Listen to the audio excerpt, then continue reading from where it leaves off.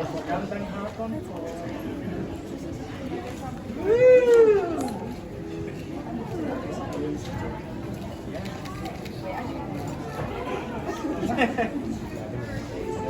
Lalood na ako.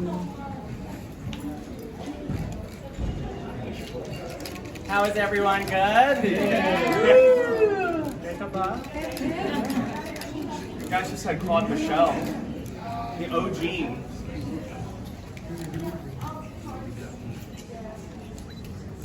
To your left. Thank you. Over here.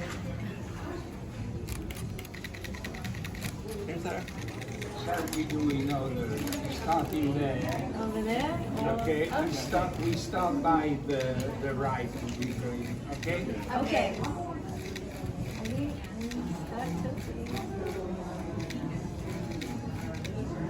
Center. Here.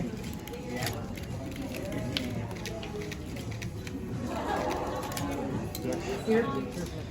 We're still seeing the emotional tolls of war going on in the world, and this show has been around for 35 years, and we're still seeing how relationships are shaped and affected by war. And so I think it's something that we wish we weren't seeing anymore, but of course this show sort of brings to light again how the Vietnam War affects mothers, affects people in romantic relationships, and just all sorts of relationships. But then you see Kim's story of hope and what she'll do for love go to the corners of the world. And we're still exactly seeing that still to this day. So absolutely it's still relevant and resonant.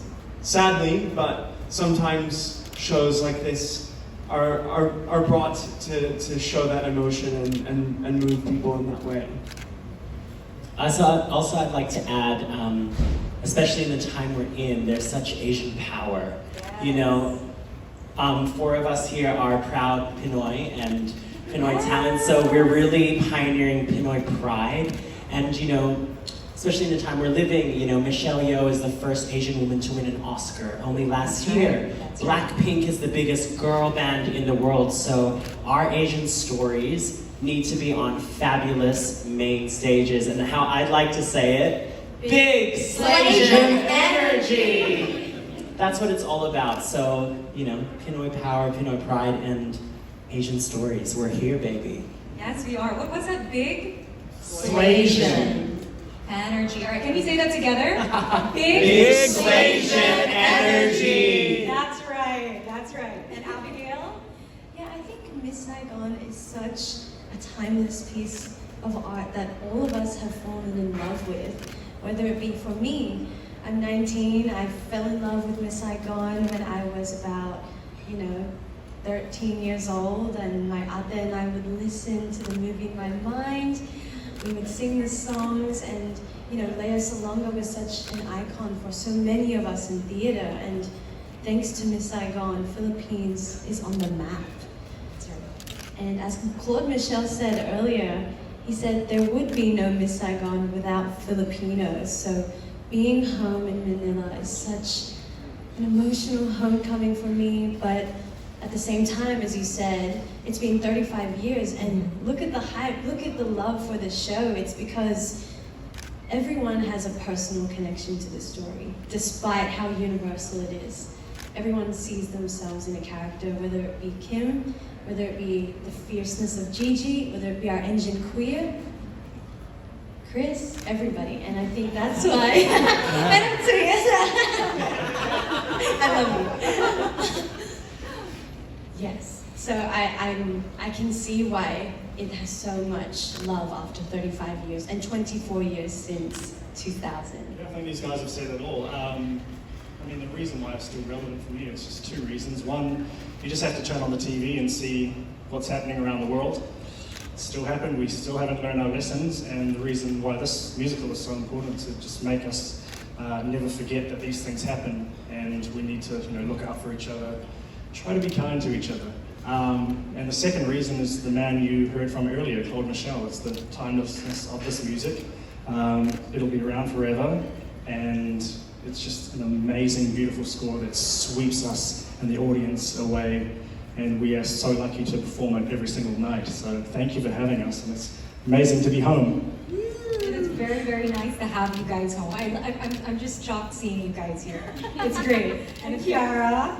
Well, I think the relevance can already be seen just by our cast. It was amazing to be part of such a multicultural cast because we have Asians from so many different backgrounds, and I think that story of like we have kids of immigrants or immigrants themselves who came to Australia.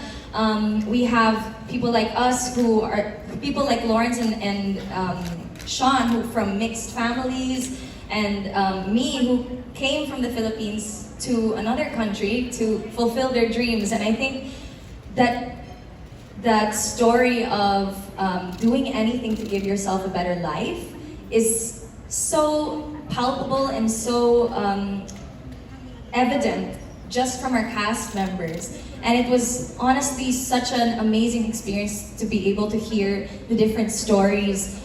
We have people from Vietnam, we have people with backgrounds from Cambodia and Korea and Japan.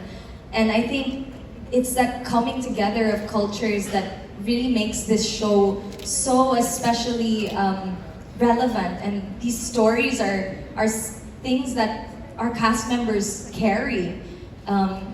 You know, and I think coming to the Philippines, especially where issues like female exploitation and female power as well is so it's so evident in our daily lives. Like we see every day Kims and Gigi's and engineers and I think even if it's a period piece, it's still so current. And I think each year that passes, there's a different way we see Miss Saigon, and I think that's what's beautiful about this show is that it's been changing throughout all of the 35 years, and this version is so necessary for today's current climate, which is so different from what it was. Revelation. So it's really fantastic to bring this new energy to the show, but it really is a testament to Cameron for bringing new people, new voices, bakla energy, which is fantastic. So I'm up here, not just for myself, but all my young queer bakla audience out there. If I can do it, you can motherfucking do it too. Absolutely. Sorry. Sorry, not sorry. Sorry. Absolutely. Sorry, not sorry. So it is me, and that's everything that I have fought for, all this full circle moment of people going, we can't have people like you on stage because it is too gay. Where now is, I'm giving you queer excellence on all the stages I come to, and we're here at the fabulous Solaire, so as Asian queer people, we deserve it. Yes. Can I just